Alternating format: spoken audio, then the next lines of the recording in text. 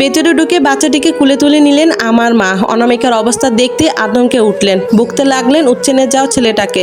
বাচ্চাটি খুব কান্নাকাটি করছে, খিদে পেয়েছে বোধ হয়। অনামিকার চোখে মুখে পানি ছিটিয়ে জ্ঞান ফেরানোর চেষ্টা করলেন আমার মা। কিছুক্ষণ বাদে গা কাঁপিয়ে জ্বর এলো। খুব খারাপ লাগলো মাহিরিন চৌধুরীর, মানে আমার মায়ের। প্রথম দিনে এমনটা হবে ভাবতে পারেননি তিনি। থবু থবু হয়ে শীতে কাঁপতে লাগলো অনামিকা, দাঁতে দাঁত লেগে গেল। মেডিসিন খাইয়ে বাবুটিকে ঘুম পাড়িয়ে শুয়ে পড়লেন পাশে অনামিকার। এদিকে রাত প্রায় 3টা বেজেই ডোরে করাঘাত পড়ল। ঘুম ভেঙে গেলেও ডোর খুললেন না আমার মা। করাঘাত বেড়ে গেল, বাধ্য হয়ে উঠে বসেন। অনামিকার কপালে হাত দিতে চমকে উঠেন, ভীষণ জ্বর এসেছে, একটুও কমেনি। থরথরে করে কেমন কাঁপছে অনামিকা, দাঁতে দাঁত লেগে গেছে। এদিকে করাঘাতও কমছে না, বাড়ির লোকজন উঠে পড়বে সেই ভয়ে দ্রুত ডোর খুলে দিতেই টলমলের ভিতরে ঢুকলাম আমি। এতক্ষণ লাগে ডোর খুলতে? আজ আবারও মদ গিলেছ? প্রতিদিনই তো গিলি। উচ্ছেনে যাও ছেলে কোথাকার, আমার চোখের সামনে থেকে বেরিয়ে যাও বলছি। তুমি আমার রুমে কি করছো? তুমি বেরিয়ে যাও। আচ্ছা তুমি কি পশু? এমনটা কেন মনে হলো তোমার? এভাবে মারলে কেন মেয়েটিকে? ও একটা ঠকবাজ প্রতারক। কি করেছো তোমার সাথে? ওর বাচ্চা আছে, বিয়ে হয়েছে, আবার আমাকে কেন বিয়ে করলো? চুপ কর অসভ্য ছেলে, খবরদার এটা কখনো কাউকে বলবে না। বলবো না মানে সবাইকে বলবো, একদম চুপ। হঠাৎ বাবুটি কেঁদে উঠলো, দ্রুত কুলে তুলে নিলেন আমার মা। যাও অন্য রুমে গিয়ে শুয়ে পড়ো, আজ আমি এখানে ঘুমাবো। আচমকা ধাক্কা দিয়ে মাকে বের করে দিলাম, দিয়ে ডোরটা বন্ধ করে ফেললাম আমি। বেশ কয়েকবার ডোর ধাক্কা দেন তিনি, কিন্তু কোনো লাভ হলো না। গুটি গুটি পায়ে অনামিকার দিকে এগিয়ে গেলাম আমি। দেখলাম চিকন পাতলা লিপস্টিকের রাঙানো ঠোঁটগুলো কি করে সুন্দর কাঁপছে। তীব্র ব্যথা যন্ত্রণায় সারা রাত কাটাতে লাগলো অনামিকা। ফের গা কাঁপিয়ে জ্বর এলো। নিজের কাজ শেষ করে উদ্যম শরীরে উপর হয়ে শুয়ে পড়লাম আমি। দিন দুনিয়ার আমার কোনো খবর নেই। ভোরের আলো ফুটতেই উঠে বসলো অনামিকা। শরীর জ্বরে পড়ে যাচ্ছে, আর থাকা সম্ভব হচ্ছে না তার। দেওয়াল ধরে ওয়াশরুমে ঢুকে শরীরে শাওয়ার নিতে যায়। পানি পড়তে সারা শরীর জ্বলে উঠলো। সারা শরীরে পানির সাথে চোখের জল মিশে গেল, একাকার হয়ে গেল।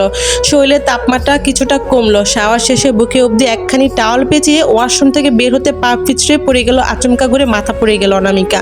দর ফরিয়ে শোয়া থেকে উঠলাম আমি। ঘুম ঘুম চোখে দেখলাম ওয়াশরুমের সামনে নিচে পড়ে আছে অনামিকা। মাথা ফেটে রক্ত বেরোচ্ছে। কি বুঝে বেড থেকে নামতে উপলব্ধি করলাম আমার গায়ে কোনো পোশাক নেই। খেয়াল করলাম অনামিকার শাড়ি, গহনা, গোপন বস্ত্র সবকিছু বিছানার উপর ছড়ানো ছিটানো। বুঝতে বাকি নেই হয়তো নেশার ঘরে অনেক কিছু কাণ্ড ঘটিয়ে ফেলেছি। শৈলে পোশাক জড়িয়ে রক্তাক্ত অনামিকার গলা চেপে ধরে টেনে তুলতে আর্তনাদ করে উঠল। এত জোরে গলা চেপে ধরলাম যে অনামিকার শ্বাস প্রায় বন্ধ হয়ে প্রায় কুঠাটার থেকে চোখ বেরিয়ে এলো। গলা কাটা মুরগির মতো সামনের গুঙ্গাতে লাগলো অনামিকা, কিন্তু দয়ামায় হলো না আমার, বরং আরো জোরে চেপে ধরলাম।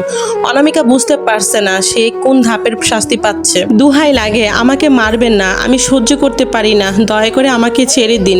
নেশার ঘরে আমার মাতাল হওয়ার সুযোগ নিয়েছিস তাই না? অস্ত্রসিক্ত নয়নে দুপাশে মাথা দোলালো অনামিকা। বিশ্বাস করুন আমি কিচ্ছু করিনি, আপনি তো জোরপূর্বক। শ্যাট আপ, কেঁপে উঠলো অনামিকা।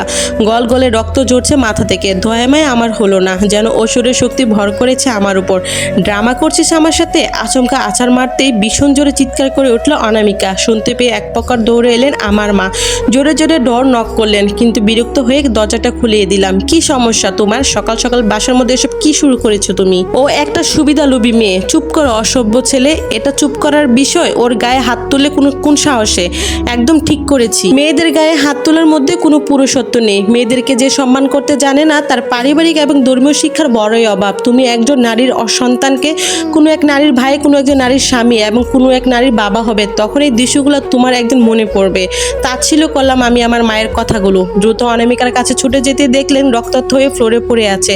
24 ঘন্টা না হতে কি অবস্থা করেছো তুমি মেয়েটার? হঠাৎ শুনতে পেলেন বাচ্চাটি কান্না করছে। কি করবেন কিছুই বুঝতে পারলেন না। অপরিচিত জায়গায় এসেছে তাই বাচ্চাটিও কারো কাছে থাকতে চায় না। কোনোরকম দৌড়ে অনামিকাকে বেডের উপর তুলেন আমার মা। দৌড়ে বেরিয়ে যান বাচ্চাটিকে আনতে। নিতর হয়ে পড়ে থাকা অনামিকার দিকে এক পলক তাকিয়ে ওয়াশরুমে চলে যাই। আমার ছেলের বিগড়ে যাওয়াতে ভেবেছিলাম গরিব ঘরে একটা মেয়েকে বিয়ে করে দিলে হয়তো আমার ছেলেটা ভালো হয়ে যাবে, কিন্তু আমি বুঝতে পারিনি আমার একটি ভুলের কারণে মেয়েটার জীবন এভাবে শেষ হয়ে যাবে। বরং আমার ছেলে তো ভালোই হলো না, সাথে সাথে মেয়েটার জীবনটাও নষ্ট হয়ে গেল। আমার ছেলেটার যে অবস্থা তাতে ভালো কোনো ঘরের মেয়েকে আমি বিয়ে করতে পারবো না, তাই বাচ্চা সহ জেনে শুনে একটা মেয়েকে বিয়ে করেছিলাম, কিন্তু আমি বুঝতে পারিনি আমার ভুলের পাপের শাস্তি মেয়েটা এভাবে পারবে।